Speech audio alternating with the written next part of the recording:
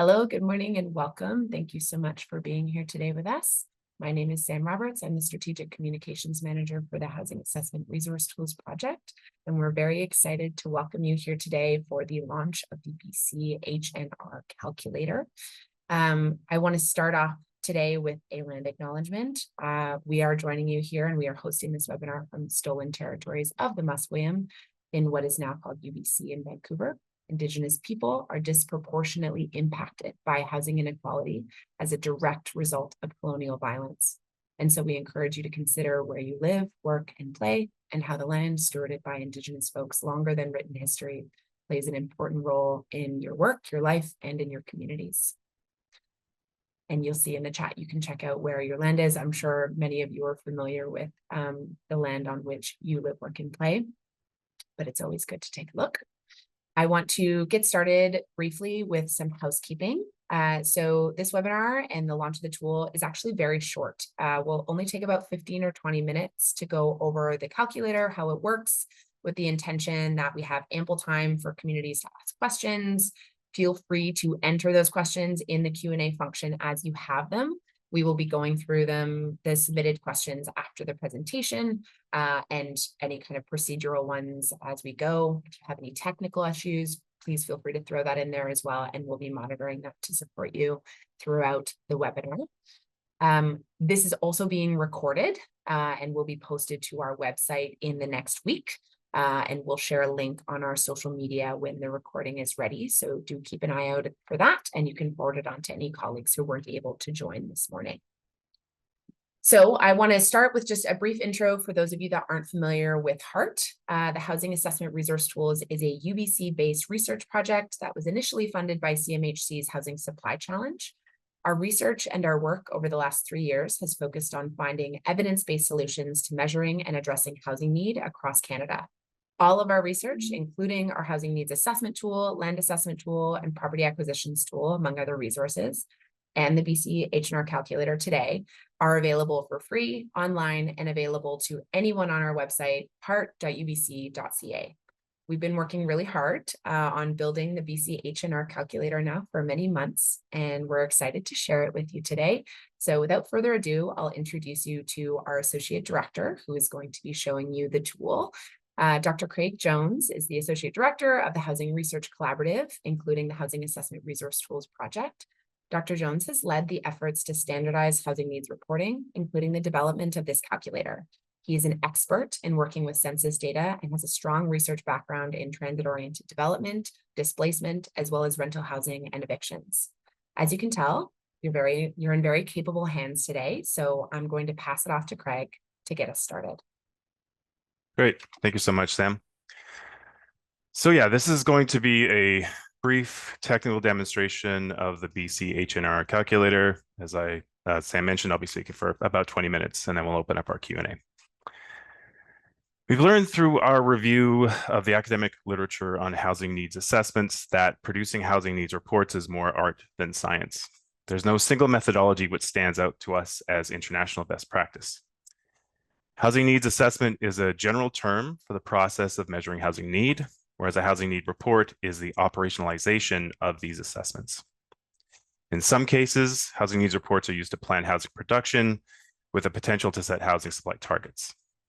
So in the UK, the primary purpose of measuring housing need is to determine housing assistance income levels and to set targets for additional social housing construction. And as part of a push for evidence-based policymaking, HNRs have been required and or designed by senior levels of government to provide standardized assessments of local housing need to inform local planning processes.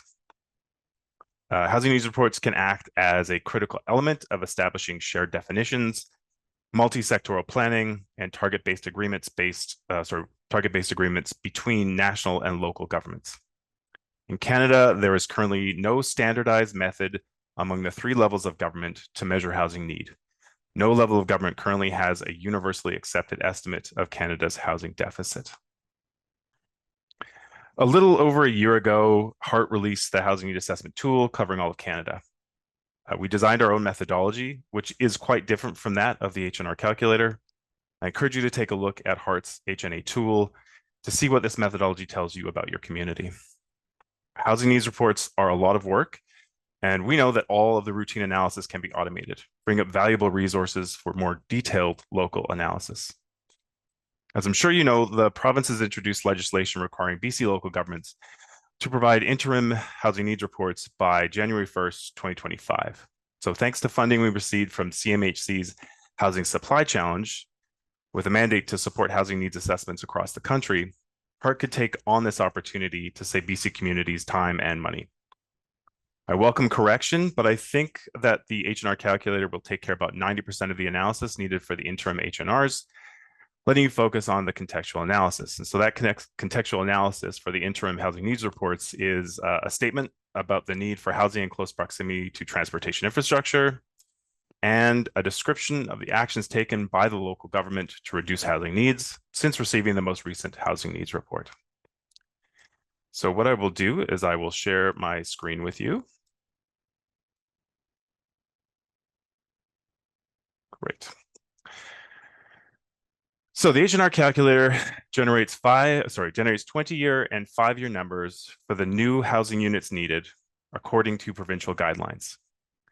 Each table follows these guidelines exactly, with the intention that the tables can be downloaded wholesale and directly included in your interim housing needs report, or included as an addendum to an existing housing needs report.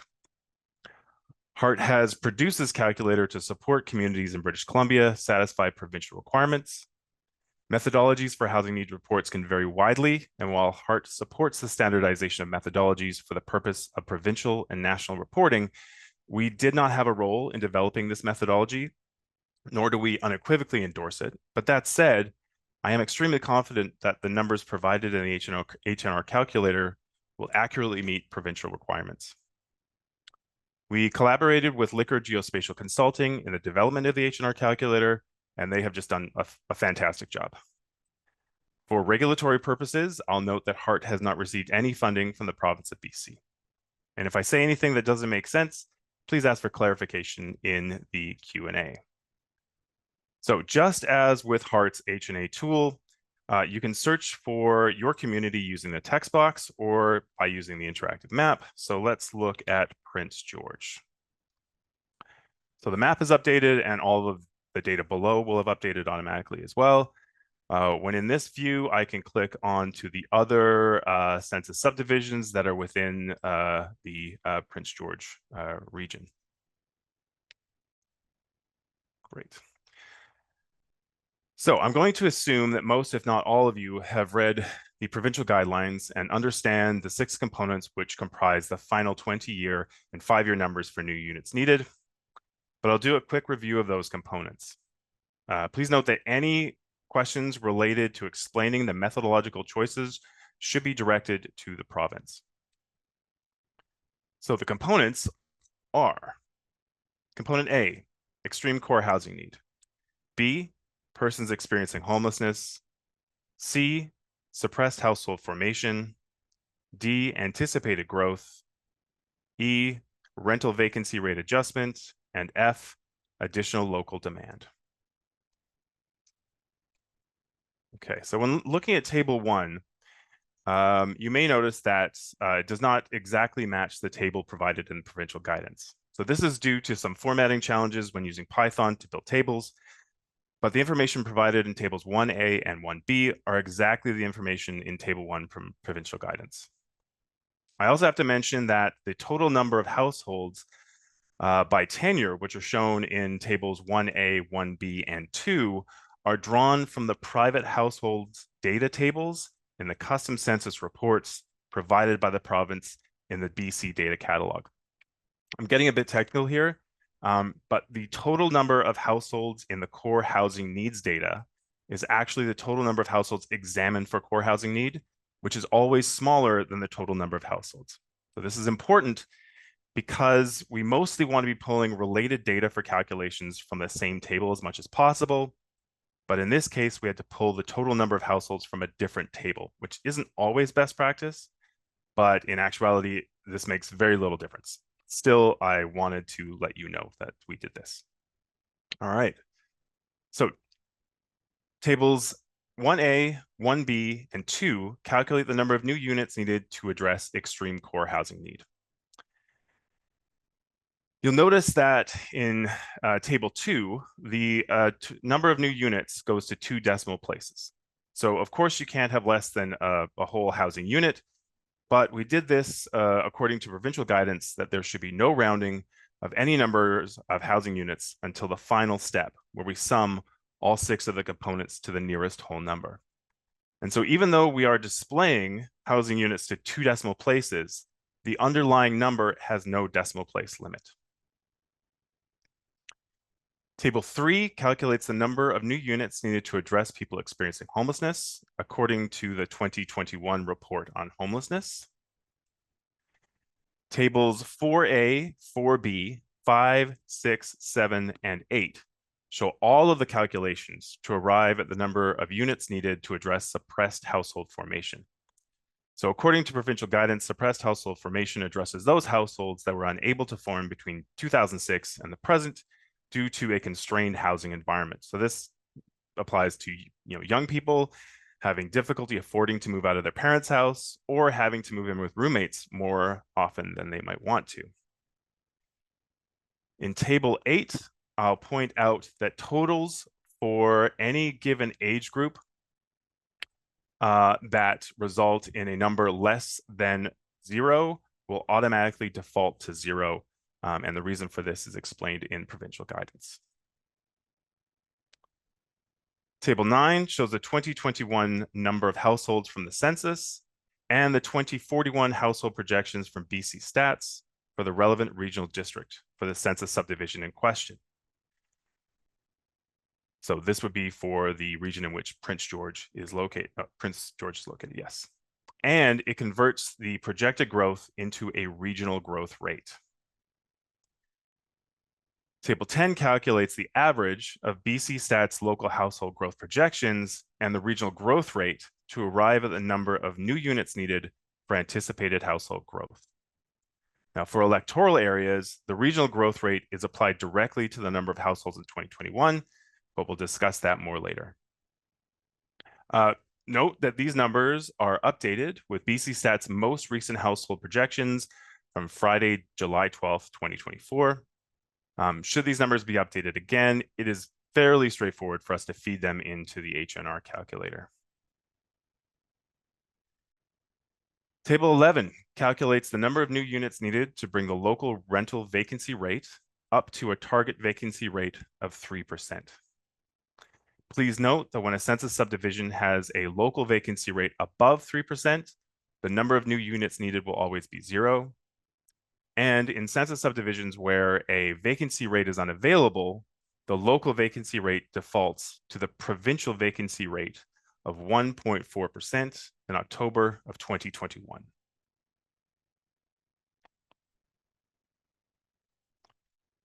Table 12 is the penultimate step in the process. The new units needed from components A, B, C, and E are summed, and this sum is multiplied by a demand factor which was provided by the province. This demand factor was calculated for each municipality and does not apply to electoral areas. According to provincial guidance, the demand factor is based on a ratio of housing price to housing density. Specific methodological questions about this demand factor and its applications should be directed to the province. The result is the number of new units needed to meet the demand buffer. Finally, in table 13, we sum all of the components together, and it is only at this stage that the total number of new units needed are rounded to the nearest whole number. So you'll note here that we show both the 20-year and the 5-year new units needed. I've gone through the calculations for the 20-year numbers, so let's talk about the 5-year numbers for each component. So component A is the 20-year number divided by 4. Component B is the 20-year number divided by 2 in order to front end addressing this pressing need. Component C divides the 20-year number by 4. Component D repeats the anticipated growth calculations, but uses 2026 regional and local household projections. Component E is the 20-year number divided by 4, and component F is the 20-year number divided by 4. So that is the BC HNR calculator. It is possible to download all of this information at the click of a button. It takes a second, and there it is. So all of the information I just reviewed has now been printed as a PDF, and this can be included as in your housing needs reports well in time for January 1st. For those of you who might wish to apply your own formatting to a table, you can export each table individually as an Excel sheet. Here it is right here. Something to note here is that the number of units needed are rounded to 2 decimal places. So this is not a replacement for working with the original data if you want to rerun the entire analysis, because the rounding here could result in a different number at the end. However, this difference would be quite small. Okay, so let's take a look at an electoral area. In this case, we'll look at Salt Spring Island. Great. So it's important to look at electoral areas because there are 3 key differences when calculating new units needed for EAs. The first key difference is in anticipated growth projections. The second will usually apply to the vacancy rate adjustment, and the third will be the demand factor. So the first difference is in table 10. Here you'll see that the total new units needed to accommodate growth is based entirely on the regional growth rate. In table 11, you'll see here that the local vacancy rate has defaulted to the provincial vacancy rate of 1.4%. And in table 12, you'll note that the demand factor and demand buffer equals 0 because EA's electoral areas are not subject to a demand factor. Great. So in conclusion, the HNR calculator has been built to work at the census subdivision level of geography. It hasn't been built to work for regional districts nor for the province as a whole. As such, it would not be appropriate to sum all of the outputs to arrive at a total number of new units needed for the whole province. It's also possible that there are census subdivisions in the calculator which are not subject to HNR requirements. These data should be considered a side effect of the automation process and not be taken as a measure of housing need. Also, we don't have the capacity to check every single output from the HNR calculator. So it is possible that a particular community may be missing some data. Should this be the case for a community you care about, please let us know and we'll see if we can fix it. I'll also mention that island trust areas don't quite fit as well into the HNR calculator because they don't align exactly with Statistics Canada's standard geographical classification system. I encourage folks from island trusts to take a look at the HNR calculator and to get in touch with us if you see any issues. Happy to work with you on that. So should our work prove helpful to you, we'd love to hear from you so we can show CMHC that their funding was well used to deliver value for Canadian society. We'll be sending you an email shortly after this webinar to request your feedback. We're a grant-funded research project at UBC, which means we do not have ongoing funding to continue this work, so your testimonials would be incredibly useful. This is the kind of work that we really want to continue to do, but we would need support from maybe the province or UBCM to do more of this work in BC. I'll mention that the deadline for the next round of BC Housing Needs Reports is December 31st, 2028. And I expect that the 2026 census data will be available mid-2027. If you'd like to see HEART support the next round of BC Housing Needs Reports, please let the province know that you think our work is useful, cost-effective, and needed. So now I'll be happy to take questions from you about the HNR calculator. Let's open up the Q&A. Hey, thanks so much, Craig. We have lots of questions. Feel free to keep on throwing them in the Q&A function and we'll get to as many as we can. So I actually have a question here about the census, I believe. I recognize that HART is applying the methodologies set out by the province, but would you have insight into why the calculations look to be based on 2021 as the reference year and not the current year? For instance, the 5-year need would be 2026, which is 2 years out, not 5 years. Yeah, I really cannot speak on behalf of the province. That's the decisions that they made. I think my sense is that 2021 is the most recent year for which we have a lot of the data that's needed for these calculations. So that would be my explanation. But again, that's probably a question for the province. Is the method for translating the 20-year targets to 5-year targets also specified by the province? Yes, absolutely. The method for translating the 20-year to the 5-year numbers is laid out in the provincial guidance around the HNR methodology. Great. Is the vacancy rate for apartment/row or just for apartment? Recognizing that it doesn't make a difference for most locations, but it does for a few. Yeah, so the vacancy rate is both apartments and row. That number combined from the CMHC rental market survey, which was put out in October of 2021. Great. A question here about why the data is not broken down into more refined categories per gender, age, indigeneity, so on. Yeah, that's absolutely a question for the province. Great. Do the produced tables show the data sources used? The produced tables do not show the data sources used, but provincial guidance clearly shows which tables should, and the data sources which should be used for these tables, and we have followed that exactly. Yes, I do something. We worked quite closely with the province in developing the tool. This is not something that came out of left field. Thank you, Craig. Why are only A, B, C, and E multiplied by the demand factor? Yeah, that's a good question. Again, that's a methodological question which should be directed to the province. My sense is that because component D is the anticipated growth projection, and that part is not necessarily subject to a demand buffer because it's the growth that we'll experience, but the full answer should come from the province. Great.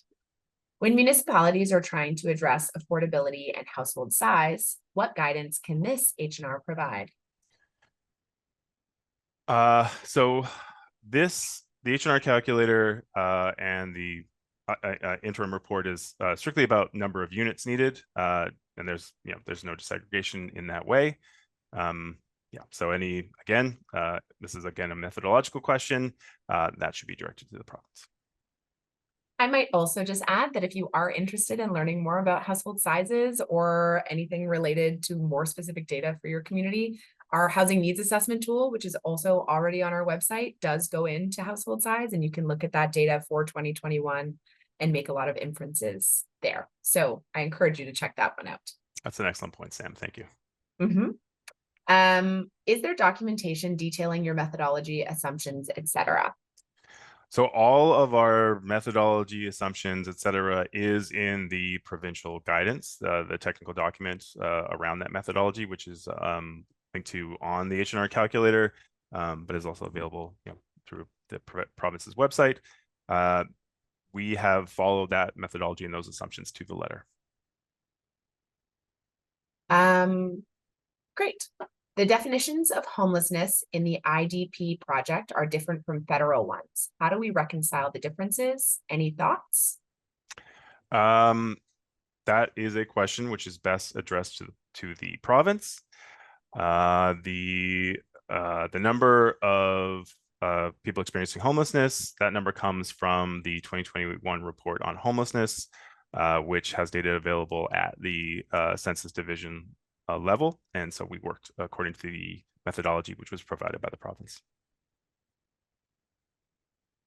If the sources of the data are not directly quoted within the HART tool, do you have a sense or recommendation re how local governments might cite sources if relying on the HART tool? That's a good question. I would say that go to the technical guidance which is provided by the province. However they present those sources of data is how you would cite it, because that's exactly where we got the data from. We have really limited ourselves to only draw from data which is available through the Data BC catalog, so that our numbers are going to be consistent with anyone else who does this analysis. Great. If developing our own calculator, good luck. Should we also use the most recent 2021 extreme core housing need data release for renter households in 2021? The definition of ECHN in the most recent release and the original custom data set are different. So I wanted to clarify the scope of how we use certain sources. Okay, so again, that's a more nuanced question. Some of that should definitely be addressed to the province. I'll speak to a question around extreme core housing need in the 2021 census. We know that CERB benefits in 2020 had a pretty dramatic effect on housing need and incomes for the bottom 30% of the income distribution. And so what we notice is that core housing need in 2021 is lower. What I see in the methodology here is by taking the average of extreme core housing needs for renters from 2006, 2011, 2016, 2021, that does smooth out some of that, what I believe is a temporary decrease in 2021. Great. What is the level of confidence related to the output of this tool? I have extremely high confidence in the outputs of this tool. We worked very hard to make sure that these numbers are correct. I would also like to provide contextual information here as someone who has worked very closely with Craig for many years, that he does not often say extreme level of confidence unless he is extremely confident. So take that for what it is. Next question. Why are more current vacancy rates not used in the formula? Again, that's a question for the province. It's a methodological choice that was made. I believe it's so that we, maybe I'll speak a little bit. We did a review of housing needs reports, the previous round of housing needs reports covering 126 municipalities in BC. One of the things we noticed is that the base year where a lot of work started had some variation. So not all of these future projections all started at the same point, which made it difficult to do comparisons between reports. And so, speaking for my own understanding of this is that it's important to have a standardized starting year from which to project forward. Great. What are your thoughts on how this method might be used at a regional or provincial level in the future with modifications? What are the main challenges? Okay, again, that's a methodological question that should be addressed to the province. I cannot speak for the province, and I was not involved in the development of this methodology. I'm going to stick to how the HNR calculator is built. The HNR calculator is built to work at the census subdivision level. A census subdivision applies to like municipalities, villages, district municipalities, electoral areas. It covers the whole of the province. So that's the level that the tool works at. To scale that up to regions and to the province as a whole would require, I think will require a different set of assumptions that would have to go into the calculations, and that would be something that the province would have to work on. Have you had a chance to provide feedback to the province about their methodology? If so, what changes would you like to see generally? I have not. The purpose of this project and the reason why we took this on was to implement the methodology as provided in order to support communities to save time and money. Our work on the HNA tool with Heart really brought home to me just how much data is out there that already exists and we can do some pretty simple analysis on, and then we can do some work to effectively communicate that information broadly. And that's exactly what we wanted to do with the BC HNR calculator. That's great. This calculator shows a 5 and 20-year housing needs, but what about current needs? Well, I guess that would depend on how current need is defined. And so meeting current need is not necessarily, not meeting current need is not part of the BC HNR calculator. But yeah, take a look at the HART HNA tool, where we really do a lot of work to disaggregate core housing need according to a whole host of income, household size, priority population demographics. We do a lot of work there to really unpack existing need in 2021. Great. Is this methodology going to be adapted by HICC for a national need assessment related to the Housing Accelerator Fund? So I've actually been working with HICC a little bit here and there. I've seen the HICC template that they're going to be using, and it is quite different. In fact, we've made some recommendations to HICC's template. I think that additional questions are around how BC's housing needs reports align with HIC's housing needs assessment template is a question that's best sent to the province, but they are quite different. I have another question here related to the census. Given that it is only carried out every 5 years and that there is a time release, the gap increases to 6 to 8 years. What is our limitations that applies to this tool using census data, and are we looking at alternative data sources to mitigate it? Okay, so part 2, question for the province. Absolutely. So for the the 5-year sort of release time of the census is a more general question, which I can speak to. The census is the most robust data source that we have to understand Canadian society. It's really the only data set that I feel comfortable with, really drilling down to the census subdivision level or even going into the neighborhood level. So it's just, I've been working with the census for years, so I think no other data source that I'm aware of can do that. And I think that with long enough timelines on this, that I'm not overly concerned with the 5-year update process. Often when we look at housing needs assessments, housing needs reports in internationally, they're often working at a 10, 15, 20-year timeline, and so an update every 5 years I think is reasonable. I have 2 questions here related to the HNR calculator numbers and the housing targets. Could you speak a little bit to the difference between those 2 stats? Nope, that is absolutely a question that should be directed to the province. Great.